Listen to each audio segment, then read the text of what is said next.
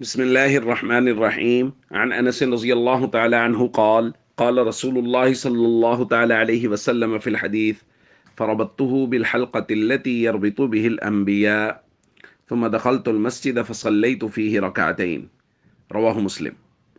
نبی کریم صلی اللہ علیہ وسلم نے ارشاد فرمایا، میں نے اس براق کو اسی حلقے سے باندھ دیا جس کے ساتھ انبیاء علیہم السلام اپنی سواریوں کو باندھتے تھے، اور فرمایا پھر میں مسجد میں داخل ہوا اور میں نے 2 رکعت نماز پڑھی۔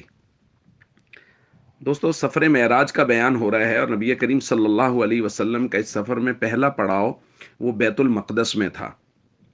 اور یہ بات پہلے درخواست کی جا چکی ہے کہ کسی ایک واقعہ کی مکمل تفصیلات ایک ہی روایت میں موجود نہیں ہوتی، بلکہ مختلف روایات میں اس کے مختلف پہلو ہوتے ہیں۔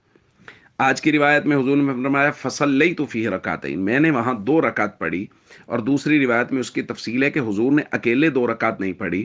مسلم شریف کی دوسری روایت میں حضور نے فرمایا وقد رأیتنی فی جماعت من الانبیاء، کہ جب میں مسجد اقصی میں بیت المقدس میں داخل ہوا تو میں نے اپنے آپ کو انبیاء کی جماعت میں پایا، میں نے دیکھا وہ سب انبیاء وہاں موجود ہیں۔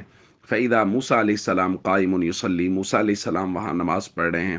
فَإِذَا عیسیٰ بن مریم قائم یصلی، عیسیٰ بن مریم وہاں نماز پڑھ رہے ہیں۔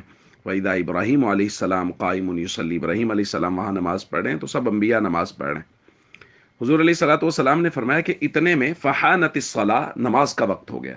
نماز کا وقت ہونے کا کیا مطلب؟ اذان ہوئی، جبریل امین نے اذان دی اور سب انبیاء جمع ہوئے، اور جبریل امین نے نبی کریم صلی اللہ علیہ وسلم کو مصلی امامت پہ کھڑا کیا۔ فاممتہم، حضور علیہ الصلوۃ والسلام نے فرمایا کہ پھر میں نے تمام انبیاء کی امامت کرائی۔